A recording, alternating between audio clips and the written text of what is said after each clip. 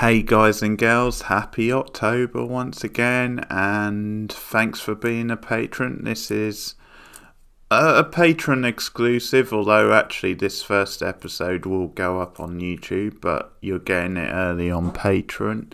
And this is going to be me continuing a couple anthologies this month. I'm also doing the Shudder series Creep Show, but this is going to be the first review of episode 1 of Hammer House of Horror, and the episode is called Witch in Time. So yeah, this is obviously a spin-off series from the Hammer horror movies. They did an anthology style series from the British Hammer Horror Studios, and just the one season as far as I know, so it was in the 1980s, and it's on BritBox, by the way, if you've got a BritBox subscription, so easy enough to find. You can find episodes online in other places as well. I'm pretty sure I've seen them pop up, so this is quite easily available. And I thought it'd just be a nice thing to do, a bit of an older show, a bit of an older anthology. I do enjoy a good Hammer horror movie, so it just felt like a nice one to do for October. Just the one season, as I said. And the story of this opening episode is then you've got this music composer, this like film composer, and David, who lives out on a remote farm, a barn, and he's sort of going through a bit of a rocky time with his marriage. This actress Mary is married to, who seems to be she is sleeping around on him. We see that early on. They're having a rocky relationship, and then out of nowhere one night when he's home alone, a witch appears in his barn, a witch called Joseph. And she starts saying, "I'm a witch, I'm from the 17th century. She says she's actually it's Woodstock Farm. She's actually from the same farm as David lives on. And she says all these weird things, and David obviously starts to question it. And things escalate. He takes her into the house, and he then sort of locks her in for the night. He plans on calling the Dr. Charles out to try and, see to her, but things escalate. Weird shit start happening, and he starts to realise she is a witch after all. She's not lying. She claims that she escaped being prosecuted like Rich Charles by time travelling, and all sorts of crazy stuff start happening around the house. Mary returns home because Charles calls her. By the way, they're having a bit of a thing as well, so it seems like she has two on the go, because we see her in bed with the director of the movie she's on, first of all, but then there's something going on with her and Charles. But she comes home because Charles convinces her then, yeah, he really needs you, because of course Charles isn't going to believe then this story about a witch, because she does a disappearing act. She appears at certain times, and she starts doing stuff, and so because of the state that he's in, the doctor sort of thinks that then this might be in his head, and different things, and Mary starts working her mojo. Not Mary, the witch Jessup starts working her evil mojo in different ways, and Mary gets involved, and in the end, she tries to take Mary out, and she starts manipulating the husband David against Mary, and it becomes this whole thing at the end where she tries to burn Mary at the stake, literally, and it's a lot of fun. It's a lot of good, over-the-top, campy fun. There's some really hammy acting. There's some really bad acting as well, I've got to say. The actress playing Mary is really wooden. But there's a lot of fun to be had. At first I thought this premise, they were going to waste it, because it didn't seem to be that good. It seemed a bit clunky and not that interesting to watch. I was sort of having fun with some of the hammy like dialogue and like some of the posh British accents, because they're all sort of posh and British, and there's quirky little things. I mean, there's a good line, David over the phone to Mary at one point, where they're sort of having a sort of an edgy sort of set to, and he has this line. It's like, I'm just writing your death, darling, and it's because he's scoring like her film type thing. And that's a clever little trick they do at the start, because you actually see like Mary in the film.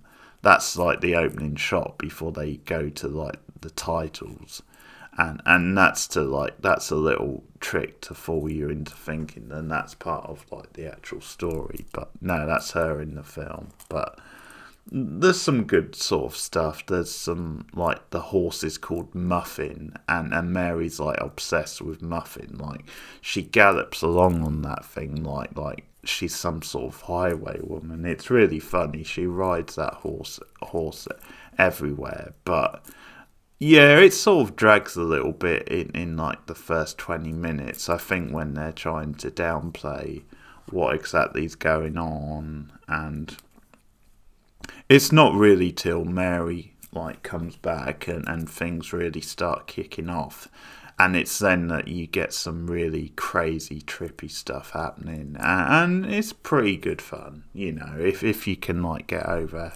how silly it is and ridiculous, and then there is some bad sort of wooden acting, and there's some funny lines, but there's also some like kind of cringe-worthy lines. But the actress playing the witch, I enjoyed her performance. She has a nice sort of like wicked sort of presence to her, and she seemed to be having quite a bit of fun with the role. I'm pretty sure I've seen the same actress in the Rocky Horror Picture Show. She looked very familiar. I think she might have been in that as like one of the side characters, but she was really going for it. I actually really enjoyed her delivery of the line strumpet when she was calling Mary like a strumpet. That's a good old-fashioned sort of word. But yeah, certain effects like looked pretty bad, but there was also some good like practical effects as well.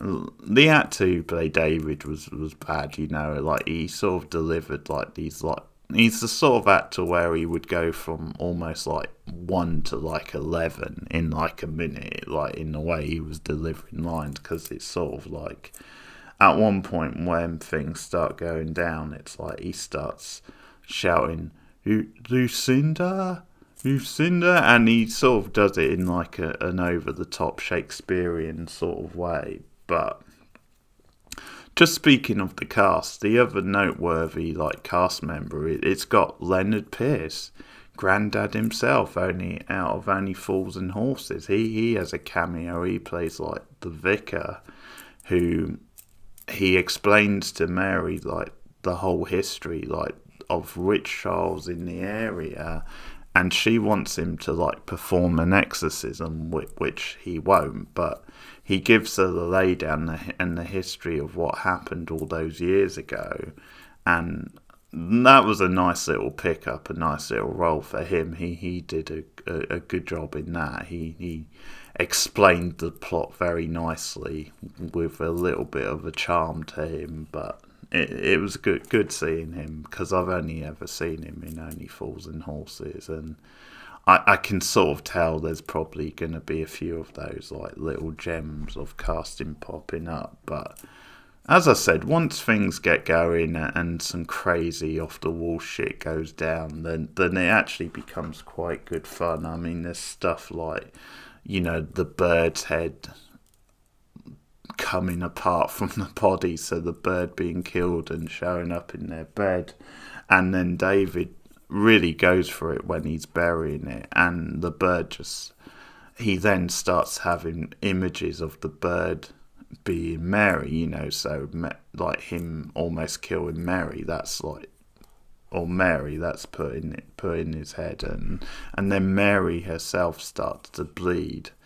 And then there's stuff with a statue like coming off the stairs, almost landing on Mary, and that's when she starts getting paranoid and thinks that David's sort of doing it. And once things escalate like that, and you get like these random sort of set pieces and stuff, that's when the episode becomes quite entertaining, and there's actually quite a lot of fun to be had.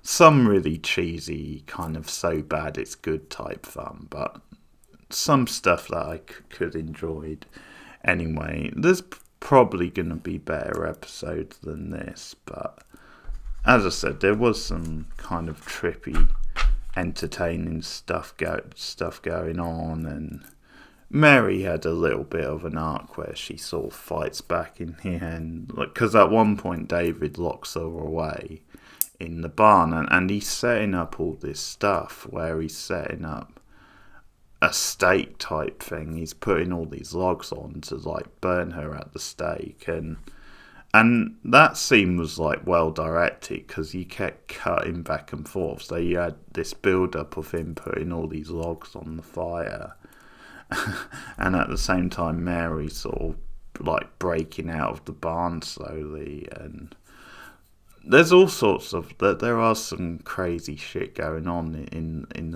the second half of the episode. So there's stuff with like a voodoo sort of doll almost of Mary, where like they put in. This was a good scene actually, where they where the witch had put like sort of nails in it or something, and so Mary was in a lot of pain and she had to slowly like remove these nails type thing.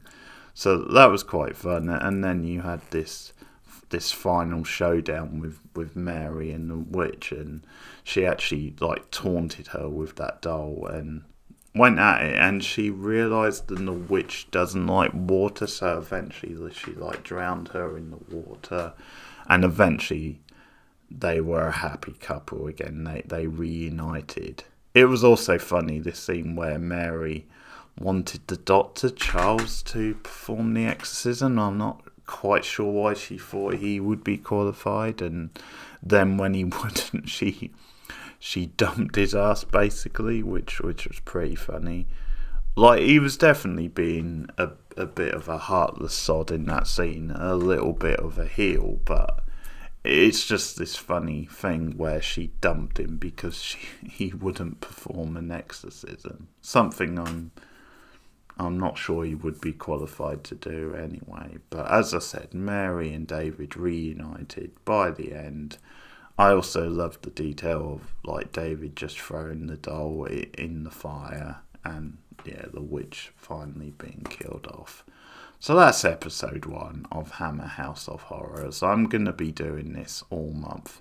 Patreon exclusive, but this first one is going up on YouTube. So enjoy these reviews, and also Creepshow Season 1, which I'm doing this month as well. So happy October once again. Thanks for being patron if you check this out on Patreon. And yeah, thanks for listening. More to come soon, and I'll see you guys later.